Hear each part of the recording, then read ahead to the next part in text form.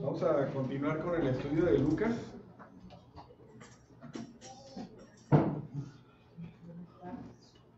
Estamos ahí en Lucas 18. Y bueno, vamos a continuar. Sigue ahí un pequeño pasaje que habla sobre, dice ahí en algunas Biblias, Jesús bendice a los niños, y luego el tema de hoy principalmente va a ser lo del joven rico. ¿Sí? Entonces, continuamos con el estudio. Lucas 18. ¿Sí?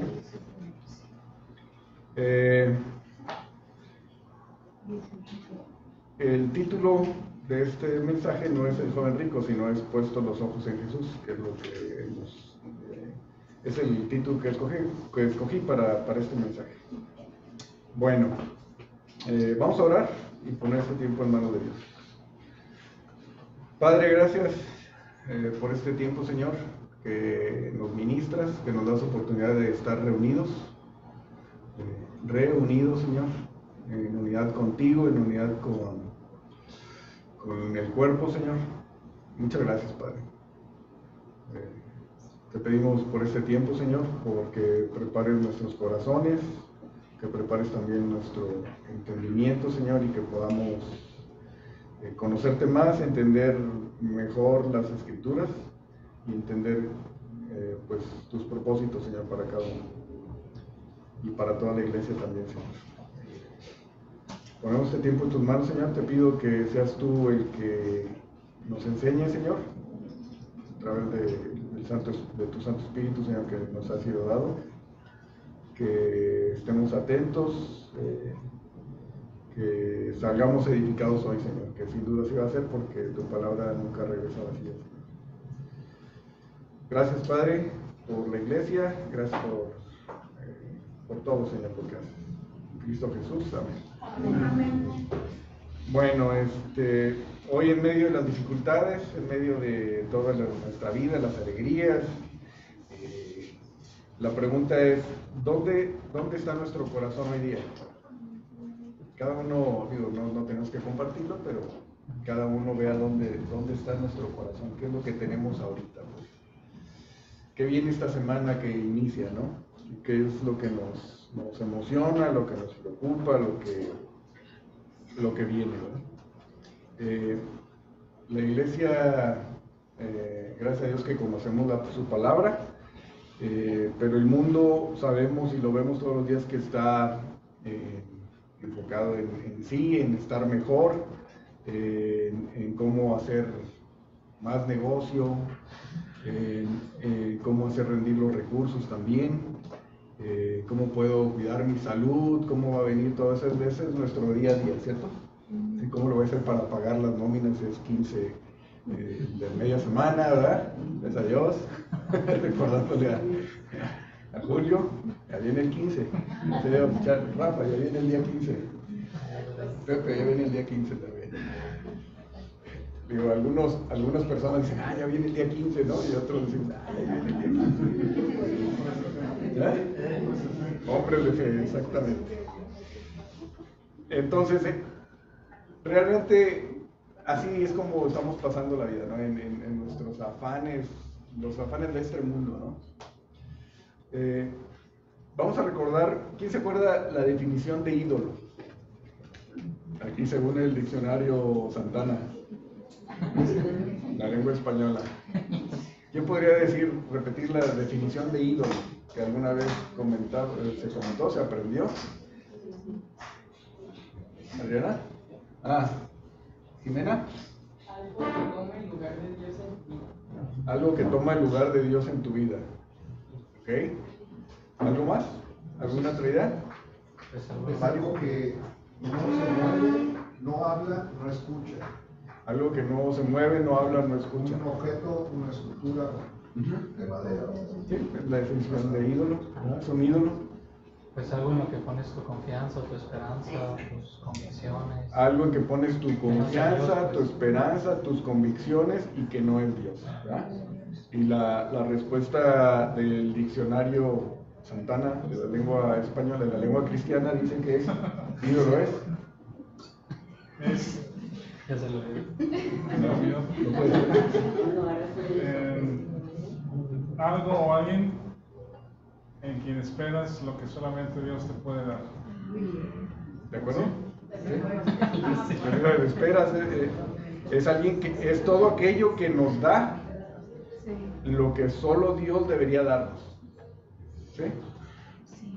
Algo que nos da lo que solamente Dios debería darnos. Por ejemplo, ¿qué nos da paz hoy día? ¿Cuántos ceros tiene la cuenta, verdad? Que llegue el pago, que llegue, o sea, eso, pues, ¿verdad? Que nos paguen, ¿cómo? Los clientes. Que nos paguen los clientes, ¿verdad? Pero no da paz, da tranquilidad. Da tranquilidad, pero paz. ¿Qué nos tiene preocupados o inquietos hoy día? Entonces, realmente, ¿qué hay en nuestro corazón, no? Ese es el punto. ¿Qué hay en nuestro corazón? Ok, entramos entonces en materia aquí en el capítulo 18 y recordando el contexto histórico, Jesús continúa con el rostro afirmado hacia Jerusalén, ¿verdad? Lucas 9, 51. Y en los capítulos anteriores, Jesús iba por la región de Galilea, estaba específicamente en Capernaum, por ahí dice, y seguía su camino hacia la región de Judea, y ahí está Jerusalén, ¿sí?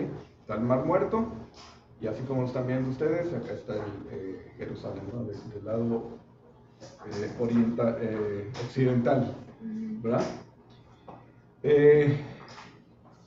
Vemos que Jesús está ahí en el 17:11, si dar una vuelta a su página, dice que Jesús dice, yendo Jesús a Jerusalén pasaba entre Samaria y Galilea.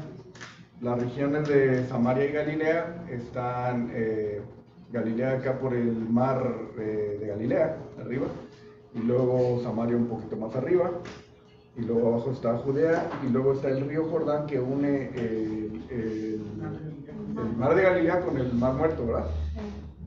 El mar salado. Y en el lado occidental hay otra región que se llama Perea, ¿verdad?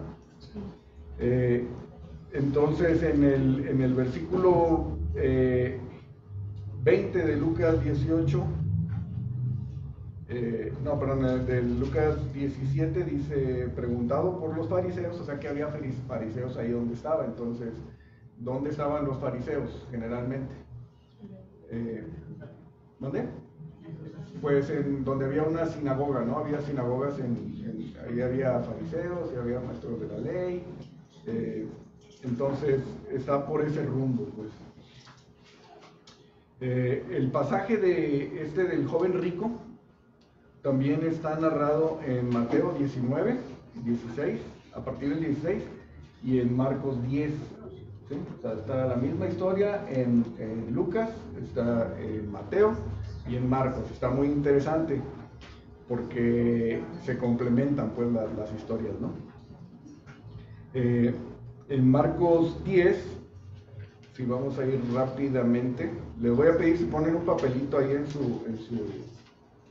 y en Mateo 19, porque vamos a estar viendo algunos detalles de lo que dice la escritura en este pasaje, que son paralelos, pero tienen unos más detalles que otros, ¿verdad?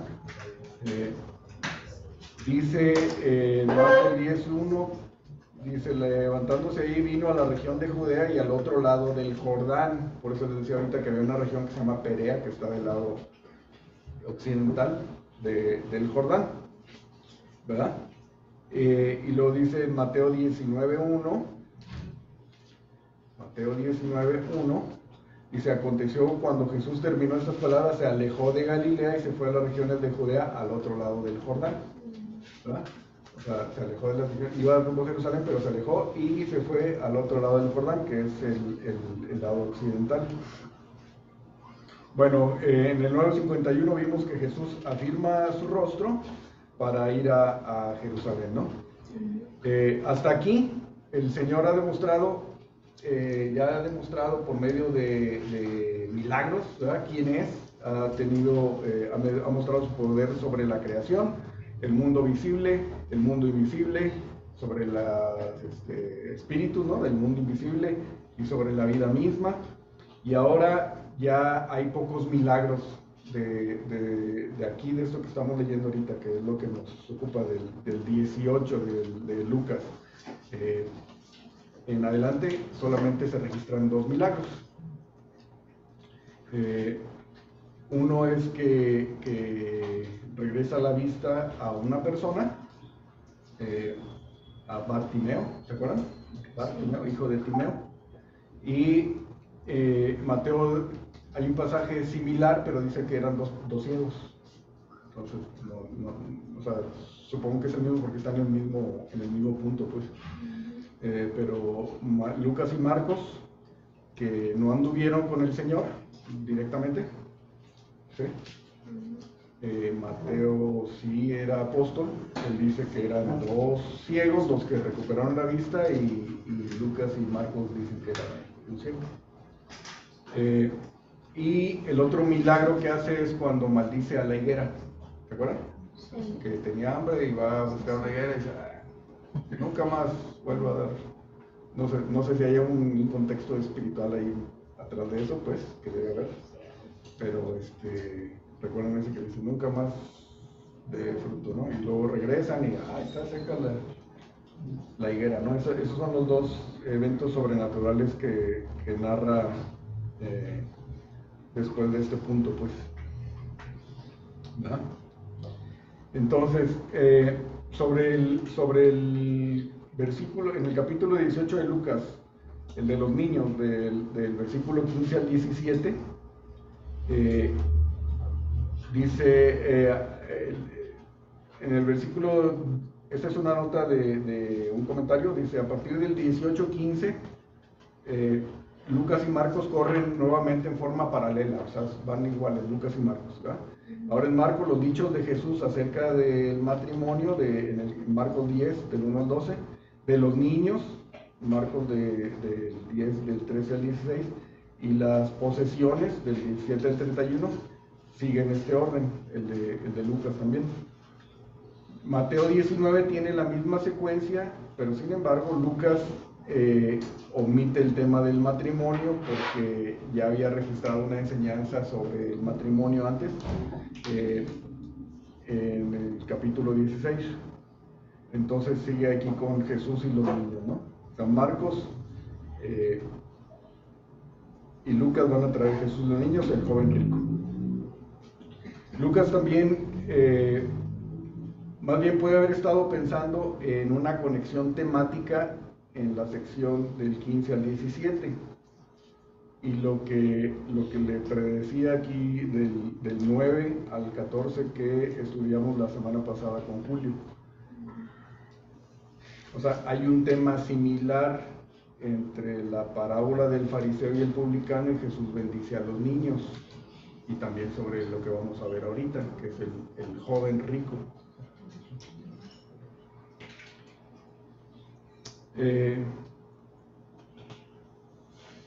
Entonces, si así es,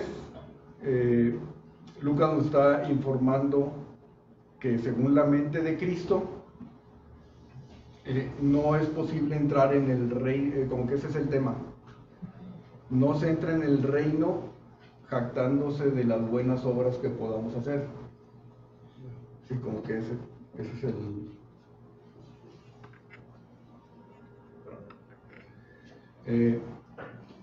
como le hizo el fariseo, sino entregándose confiadamente a Dios y su amor, como lo hizo el publicano, el cobrador de impuestos, demostrando así una actitud de un niño humilde y confiado. ¿Sí? Parece que Lucas, o estos pasajes junto con Marcos, dice: una persona que es justa por sí mismo, así no es la entrada en el reino. ¿Sí? ¿Cuál es la entrada en el reino?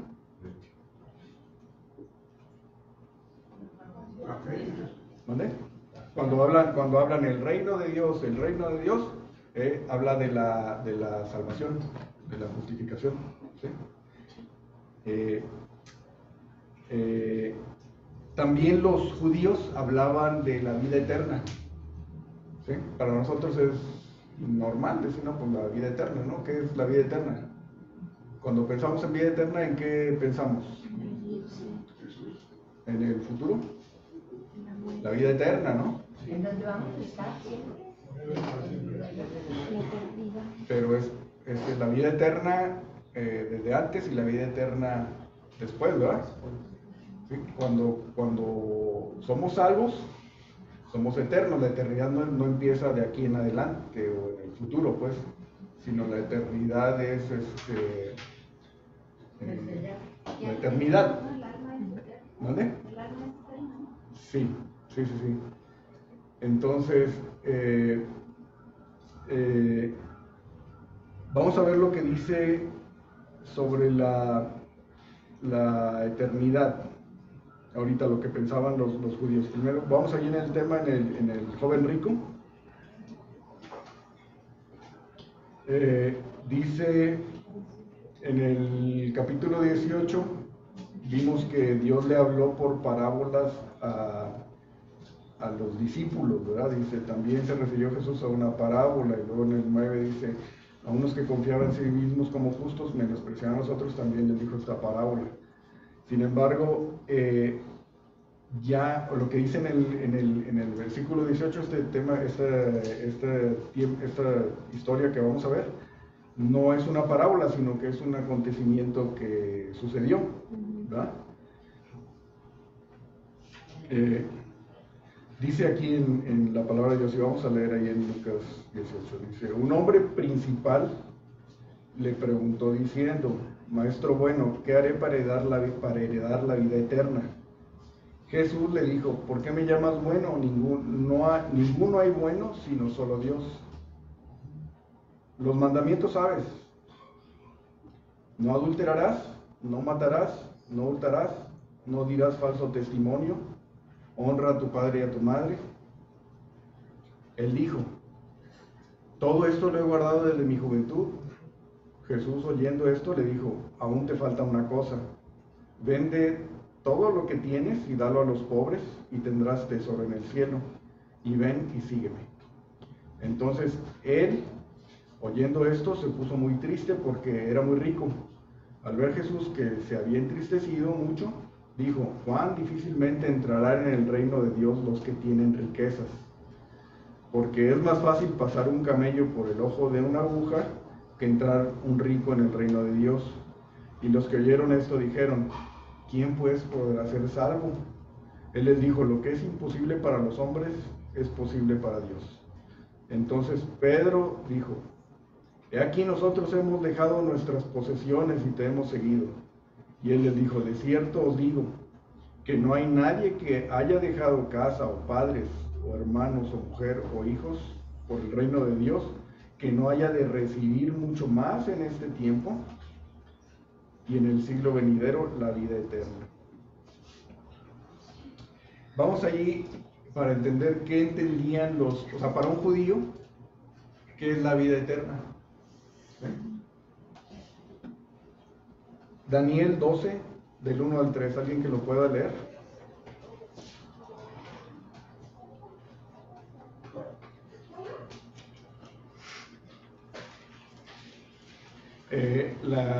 La eternidad, Dios es eterno, no tiene un principio y un fin. Entonces, cuando entramos en el reino, cuando somos justificados, entramos en la eternidad. Nuestra alma está en la vida eterna, ¿verdad? También hay muerte eterna, que es la vida, es la unión eterna con Dios. La muerte eterna es la separación eterna con Dios, de Dios, ¿verdad?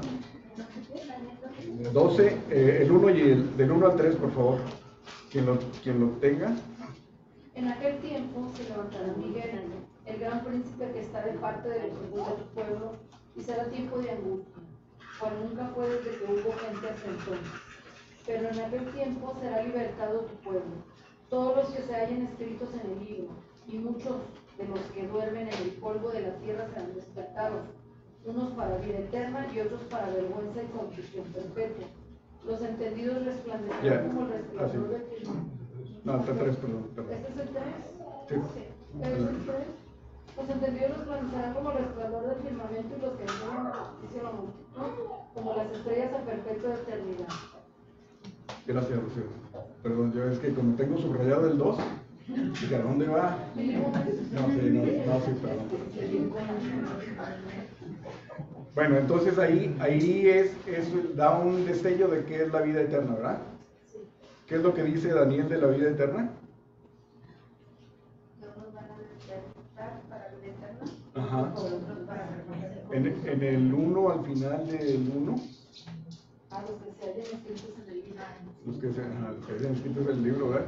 Y muchos de los que duermen en el polvo de la tierra serán despertados, unos para vida eterna y otros para vergüenza y confusión eterna, perpetua, ¿verdad? Para siempre. ¿Sí? Otro versículo, también en Lucas 10, 25 al 28. Recordamos en el contexto judío, ¿verdad? Y aquí está en Lucas 10, 25 al 28.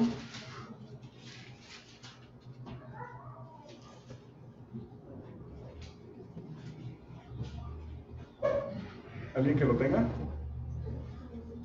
Y aquí un intérprete de la ley se levantó y dijo, para probarle, maestro, ¿haciendo qué cosas heredará la vida eterna? Él le dijo, ¿qué está escrito en la ley? ¿Cómo lees? Aquel respondiendo dijo, amarás al Señor tu Dios con todo tu corazón, con toda tu alma y con todas tus fuerzas, con toda tu mente, y a tu prójimo como a ti mismo. ¿Hasta dónde? 28. Y dijo, bien has respondido, haz esto y vivirás.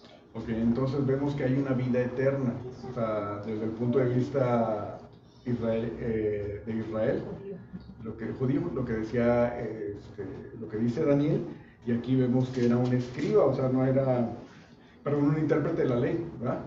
O sea, no era una persona ignorante, pues, sino que era alguien que conocía, pues, hablaban de la vida eterna. Y le pregunta, ¿qué cosa haré para heredar? ¿Haciendo qué? Heredaré la vida eterna. ¿Verdad? Y el Señor lo remite igual que al joven rico a lo que está escrito en la ley. Entonces, vamos a comenzar aquí revisando estos pasajes. Dice, el hombre principal no dice que era un joven. ¿Sí? Cuando uno piensa en joven, ¿en qué piensa? Como Mario. Hace 40 años. Uno piensa así en como que de 30 para abajo, ¿verdad? Más o menos. Entonces, un joven, pues, bueno, a Joshua hay una edad, no sé si les pasó a los hombres, donde le dicen, oiga señor, ¿no? Y uno se siente todavía jovenzuelo y dice, no, es que estaba un señor ya grande, un viejito, ¿no? Un ruco, como, ¿y de qué edad? No, pues como de unos 30. Alguna vez vimos las edades, ¿no? Como Julio también. Entonces, aquí no dice que haya sido un joven, ¿sí? Sino lo que sí dice es que era un principal. Después en las otras, ¿cómo se llama? En Mateo y en Marcos, sí dice que el joven se fue, entonces de ahí se traslada a que era joven, ¿verdad? Pero aquí en esta historia habla de un principal, un arcón, que es una persona que tenía autoridad, tenía poder, ¿sí? Y que estaba bien reconocido en la sociedad judía, ¿verdad? Hay comentaristas que dicen que podría haber sido ¿cómo se llama? Un maestro de la ley, un escriba, ¿verdad? Que conocía la palabra de Dios también, ¿sí? porque le pregunta sobre la vida eterna. Vimos que un maestro de la ley se refirió a la vida eterna y por ahí estaba lo que comentaba Daniel de la vida eterna. Entonces esta persona, con conocimiento del Antiguo Testamento, llega y le dice maestro bueno, lo reconoce como maestro, ¿verdad? A Jesús lo reconocían como maestro, ¿verdad? ¿Recuerdan algún pasaje donde le dijeran maestro? Nicodemo, maestro, ¿verdad? Rabí, decía, Jesús también decía, no estuve enseñando en la sinagoga y no me apresó, o sea, no, porque cuando lo querían apresar y eso, ¿no? O sea, él reconocía que enseñaba y se reconocía como maestro en ese sentido, ¿verdad? Y luego le llama bueno, ¿verdad? Y aquí la palabra bueno, Jesús le dice, oye, ¿por qué me llamas bueno? ¿Por qué me llamas bueno? Dice, ¿por qué le preguntará a Jesús por qué me llamas bueno? Porque Jesús no estaba, o sea, sería posible que Jesús dijera solamente Dios es bueno, o sea, ¿por qué me llamas bueno a mí si no soy Dios? No, sino lo contrario, si le dice, oye, me estás llamando bueno, solamente Dios es bueno, ¿eh? Entonces me estás reconociendo como Dios, ¿verdad? Y luego le dice, ¿por qué me llamas bueno? Dice, no hay ninguno bueno sino Dios. Lo que quería el hombre rico, porque sí, el principal, ¿verdad? Vamos a decir, todavía no sabemos qué rico hasta unos versículos después, era, ¿qué tengo que hacer? ¿Qué hago? ¿Qué hago? Así lo que dice la pregunta. ¿Qué haré para heredar la vida eterna? Si habla de una herencia, ¿sí? Marcos y Lucas utilizan esta palabra, heredar, ¿no? ¿De dónde viene la palabra heredad? ¿Qué podríamos pensar con heredar? Lo que dejas cuando te mueres. Que no se gana. ¿Sí? Te están dando. Ajá, es algo que te dan por gracia, ¿sí? ¿Sí?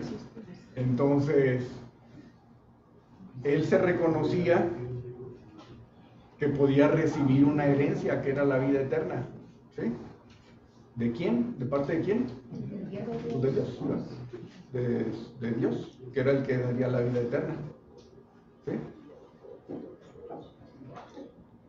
En Mateo, ahí dice, ¿qué tengo que hacer para tener la vida eterna? ¿Sí? Es diferente. Pero aquí él habla de dar, ¿sí? Entonces dice, el Señor lo remite, dice, los mandamientos, ¿sabes? ¿No? O sea, entonces el Señor lo conoce. Perdón, en Marcos vamos a ver este pasaje. En Marcos, ahí en el paralelo, Marcos 10. ¿Marcos qué? 10.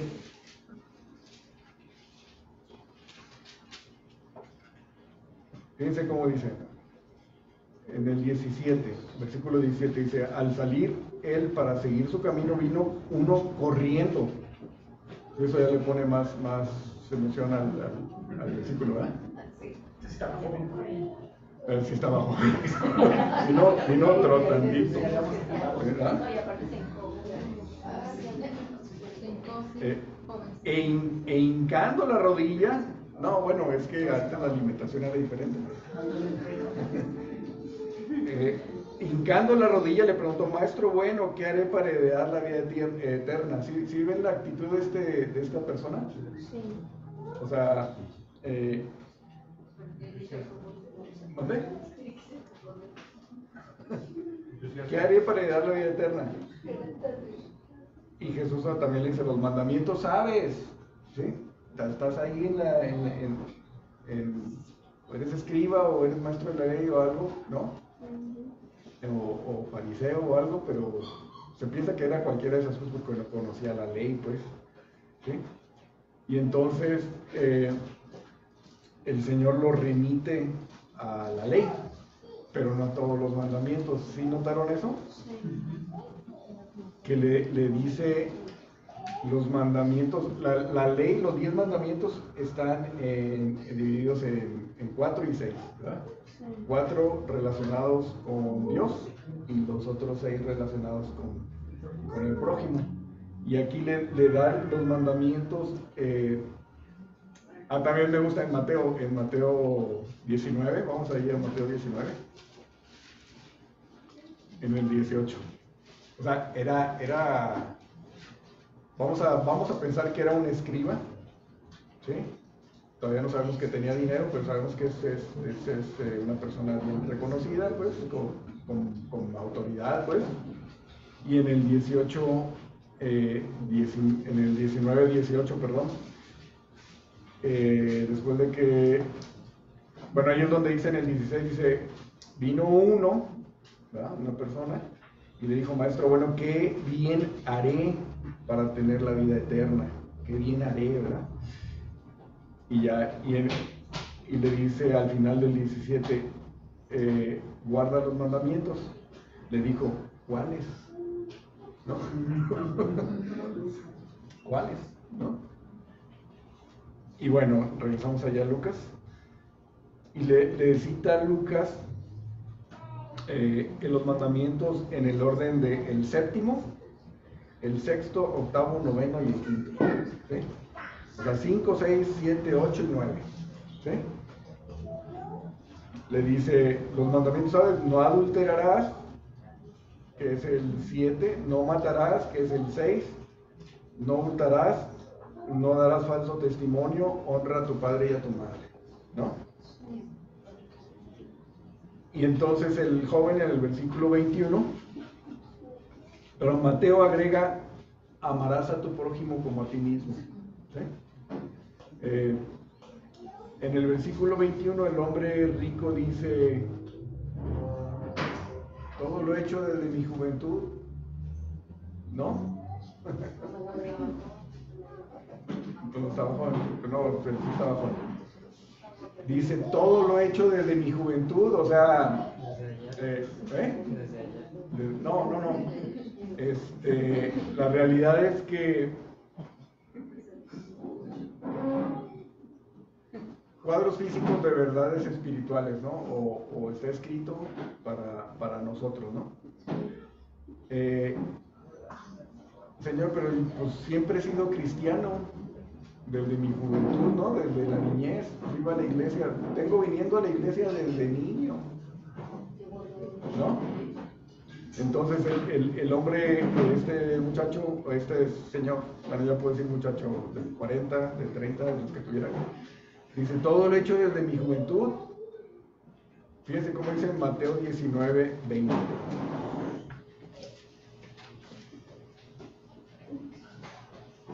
Todo esto lo he guardado desde mi juventud. ¿Qué más me falta? ¿Qué más me falta? ¿No?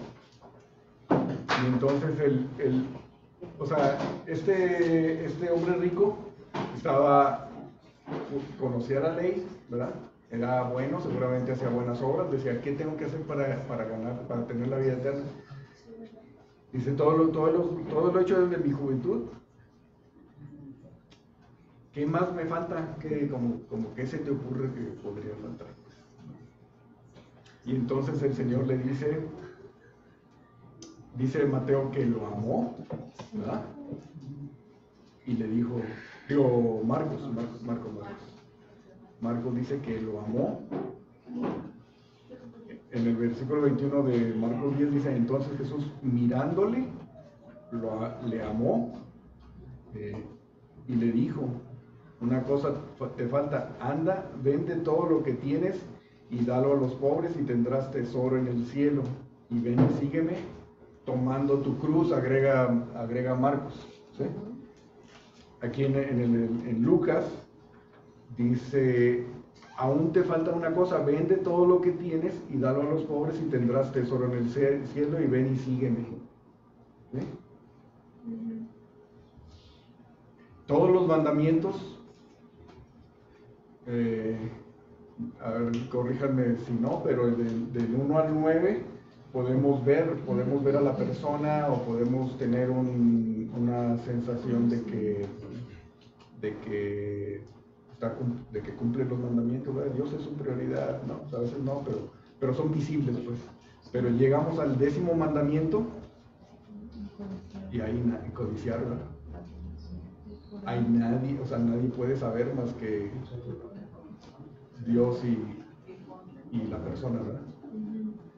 Y es justamente aquí es donde Dios lo remite de otra forma al fondo del 10º mandamiento, al sentido del 10º mandamiento, ¿sí? Que es la codicia, que es codiciar, pues. Esta persona dice que entonces él oyendo esto se puso muy triste porque era muy rico.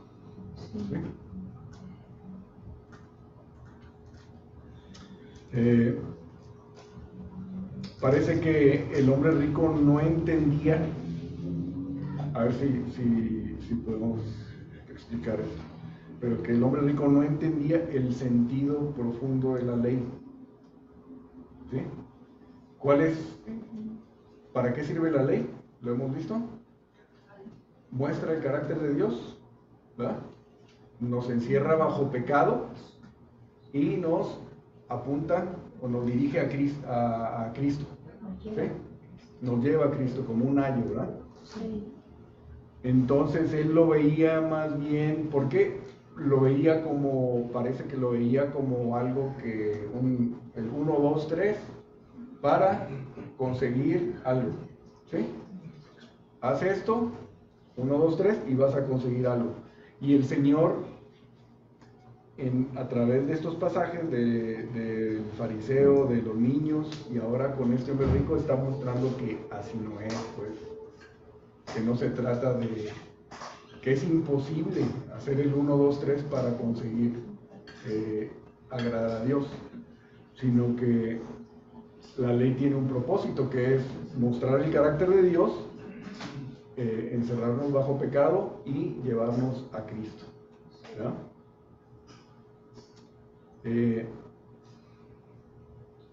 El sentido profundo de la ley, el sentido, digamos, más profundo, más extendido de la ley, era lo que decía el Señor Jesús en Mateo 5, después de las bienaventuranzas. Allí en Mateo 5, si vamos a ir rapidito, si están cerca de Mateo.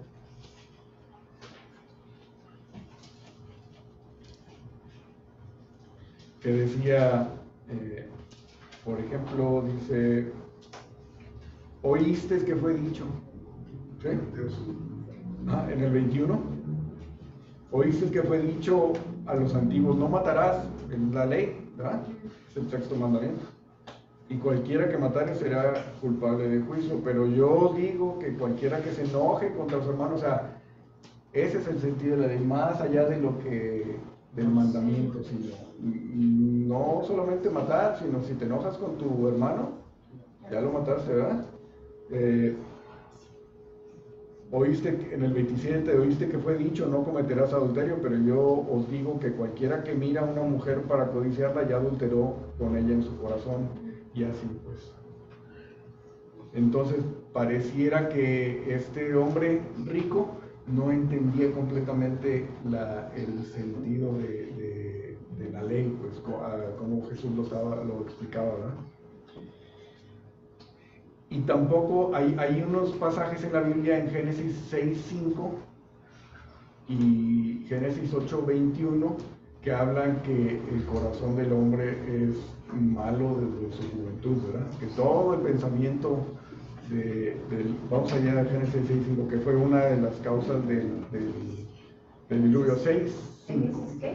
Génesis 6:5 y 8:21. Si alguien los tiene, que nos pueda leerlo. Y vio Jehová que la maldad de los hombres era mucha en la tierra, y que todo designio de los pensamientos del corazón de ellos era de continuo solamente el mal. Ajá. ¿Y el 8:21?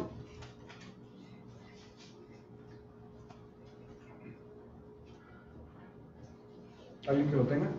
Y percibió Jehová olor grato y dijo Jehová en su corazón: no volveré más a maldecir la tierra por causa del hombre, porque el intento del corazón del hombre es malo desde su juventud, ni volveré más a destruir todo ser viviente como he hecho. Entonces, pareciera que este hombre rico no entendía eso, pues, que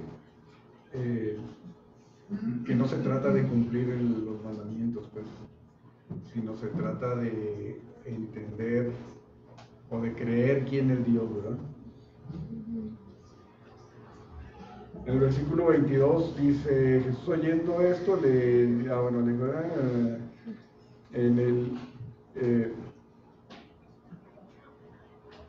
Marcos agrega en el versículo 22, mirándole, le amó y le dijo, y luego dice al final de ese versículo, dice, entonces sígueme, vende todo, dáselo a los pobres, sígueme tomando tu cruz. Tomando la cruz, hemos visto que en ese punto todavía no llegaba la cruz de Cristo, ¿verdad? Quizá decía como que toma tu cruz, o sea, ¿cómo se hizo, no? Lo que el Señor estaba, ahora nosotros lo sabemos, pues, ¿no? Que Jesucristo fue crucificado, pagó por nosotros y que nosotros fuimos crucificados juntamente con Él, ¿sí? La identidad que tenemos en Cristo. En el 23, volviendo a Lucas, se puso muy triste porque era muy rico, tenía muchas posesiones. Las riquezas de este mundo no es el objetivo del reino de Dios. ¿Sí? Que es la vida eterna, el reino de Dios. Entonces, las riquezas de este mundo no es el objetivo para el reino de Dios. Mateo 6 dice, hagan tesoros o hacer tesoros en el cielo y no en la tierra, porque donde está tu tesoro, ahí está tu corazón. ¿Sí? El anhelo de las cosas de este mundo, cada quien sabe que tenemos anhelo en este mundo. Va desde lo material y también lo inmaterial. Todo eso podría entrar dentro del 10º mandamiento, de codiciar, ¿verdad? De desear tener algo que no tenemos, pues. El Señor esperó a que este hombre rico le respondiera para recordarle el 10º mandamiento de no codiciarás. Y se fue triste porque tenía muchas posesiones. Entonces dice Primera de Juan, no améis al mundo ni las cosas que están en el mundo, ¿verdad? Como iglesia no estamos llamados a amar las cosas del mundo, o sea, sí, a disfrutar la creación, a compartir, a trabajar, es una bendición trabajar, a generar riqueza, a compartir, a dar trabajos, a trabajar, a todo eso, ¿no? A predicar en el trabajo, pues, pero no estamos llamados a acumular. En el 24 y 25 dice, al ver Jesús que se había entristecido mucho, dijo, cuán difícilmente entrarán en el reino de Dios los que tienen riquezas. Porque es más fácil pasar un camello por el ojo de una aguja que entrar un rico en el reino de Dios, ¿verdad? Yo creo que ese pasaje no es la primera vez que lo oímos, ¿verdad? Lo hemos oído un montón de veces. Me gusta como, bueno, Marcos agrega, el libro de Marcos 10:24, sí, no, Marcos dice, hijos, dice, cuán difícil es entrar en el reino de Dios a los que confían en las riquezas. Como que ese es el punto, pues. ¿Verdad? Alguna vez, o sea, el pensamiento de Señor, o la oración, ¿no? Si me das esto, ya la verdad es que no voy a fallar los domingos, pues. Te prometo que voy a ayudar a tal cosa, ¿no? Tal ministerio, ¿sí? Ese no es el punto, pues. Cuán difícil es entrar en el reino de Dios a los que confían en sus riquezas, porque donde está su confianza, ahí está su corazón. ¿Sí? La riqueza no es mala. ¿Sí? O sea, ¿por qué no es mala? Porque Dios da y lo vemos, pues, o sea, lo vemos. Dios da a quien quiere y como quiere, ¿verdad? Es algo que debemos estar tranquilos. Digo, sí, como decía ahorita, trabajar es un privilegio, ahorrar también creo que es bueno, pero no es mala. O sea, una persona rica no es mala, pues. El problema sí es poner todos nuestros afectos o la confianza en la riqueza, ¿de acuerdo? Que se convierta en nuestro ídolo la riqueza. ¿Sí? ¿Cuál es la definición de ídolo?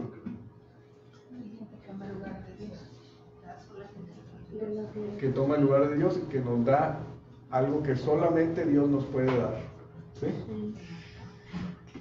Qué difícil, ¿no? Bueno, no sé si sea difícil pues para todos, pero así es, pues. Entonces,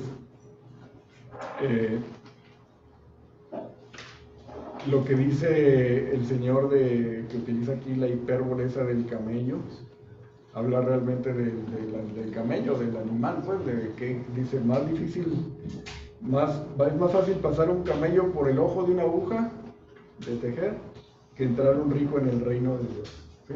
Pero una persona que tiene sus afectos puestos en la riqueza y que no es capaz de confía más en sus riquezas que en Dios. pues sí. Cree que con las riquezas tiene todo y le falta a Dios. Sí. Qué triste, ¿no? Bueno, realmente, primera es Timoteo 6 dice, porque el rey de todos los males es el amor al dinero. Dios no tiene problema con que hagas dinero de más, sino dice, ama a las personas y usa el dinero, no uses a las personas y usa el dinero, porque es ahí donde comienza todo el problema. Exactamente. El amor al dinero es lo que puede... Bueno, entonces, Pedro le pregunta, ¿no? Es el que como todavía levanta la mano, está aquí el Señor y dice, oye, pero ¿y yo qué? ¿No? ¿Nosotros qué? Habla en plural, ¿no? Habla por todos. Gracias a Dios por la vida de Pedro. Bueno, decían, ¿y quién podrá ser salvo? ¿Verdad?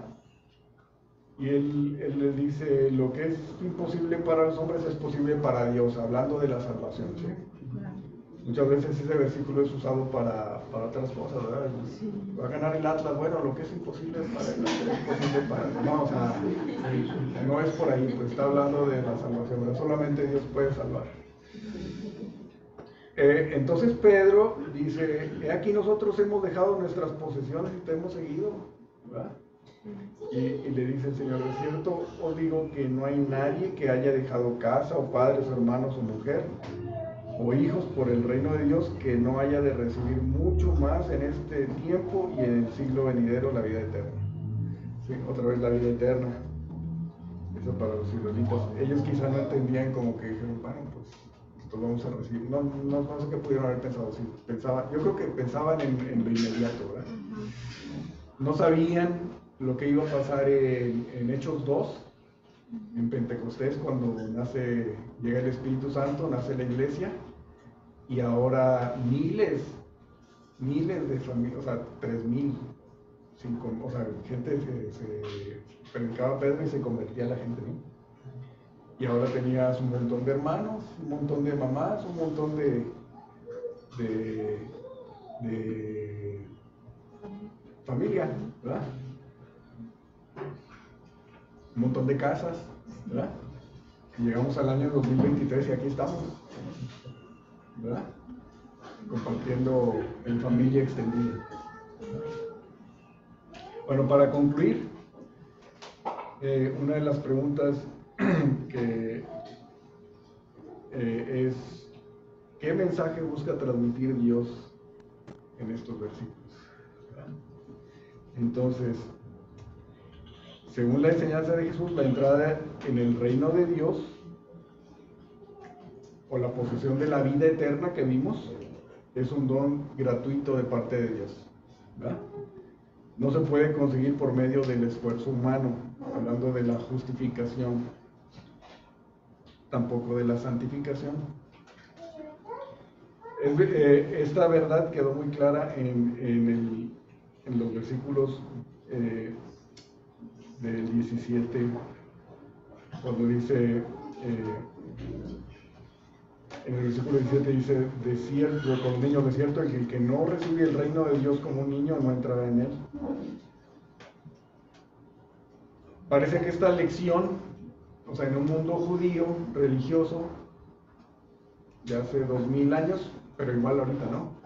Esta lección era algo que se tenía que explicar, se tenía que dar a conocer, que no es por el esfuerzo de las personas, no es cumpliendo del 1 al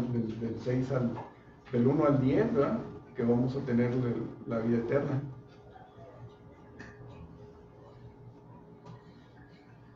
El Señor Jesús está ahorita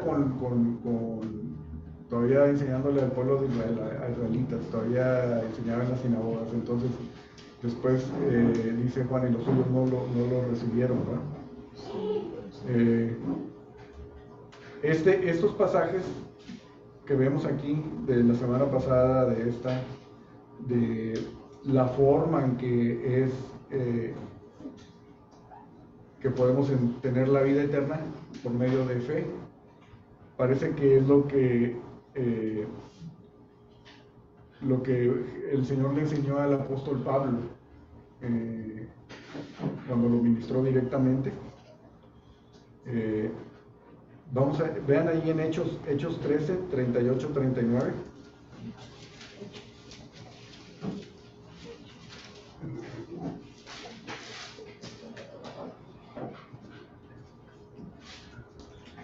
El apóstol Pablo lo tuvo claro esta cuestión, ¿no? De la salvación no por cumplimiento de la ley, sino por gracia y por fe, que es lo que hemos aprendido, ¿verdad? Lo que la iglesia ha aprendido, pues. ¿Quién tiene ahí ese de Hechos 13, 38, 39? Sabed pues esto, varones hermanos, que por medio de él se os anuncia perdón de pecados, y que de todo aquello de que por la ley de Moisés no pudisteis ser justificados, en él es justificado todo aquel que cree. Amén. Ese era lo que el Señor les daba un destello, ¿no? Así es, no podemos cumplir la ley, ¿sí? Pero todavía no venía el Espíritu Santo. Estaba el Señor dando este mensaje.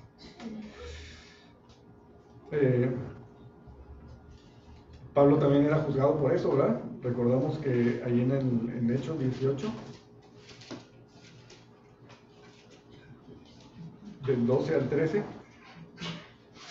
dice, pero siendo, Hechos 18, 12, 13, dice, pero siendo Galión procónsul de Acaya, los judíos se levantaron de común acuerdo contra Pablo y le llevaron al tribunal, diciendo, persuade a los hombres a honrar a Dios contra la ley. ¿Sí?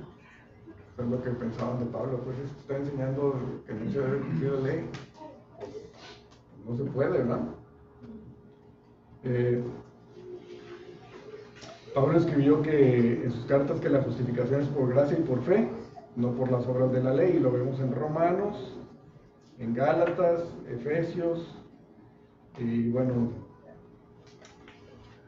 para tener relaciones saludables con entre el prójimo,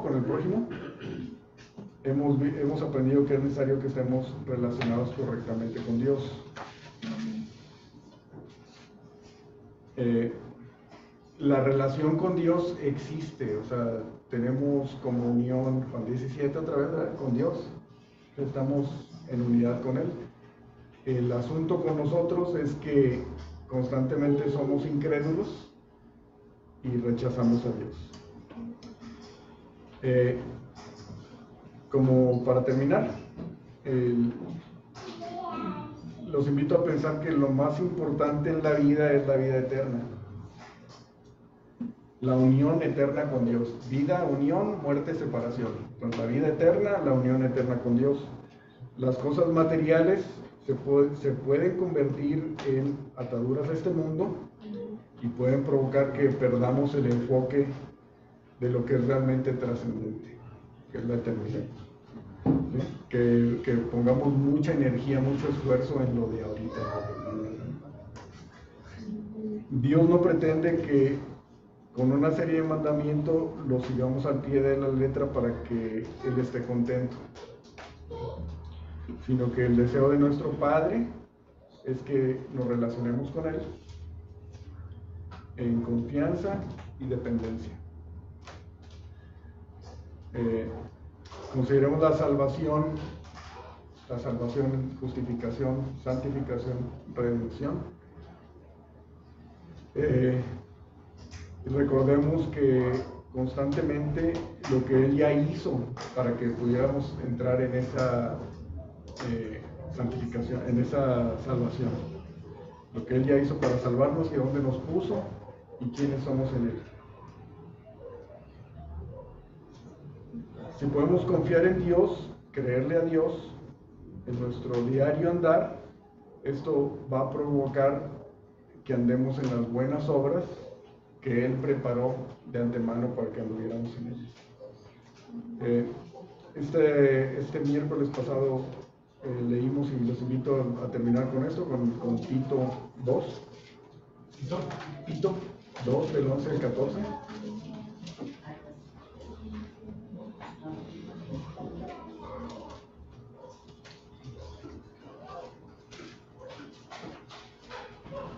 ¿Quién lo tiene?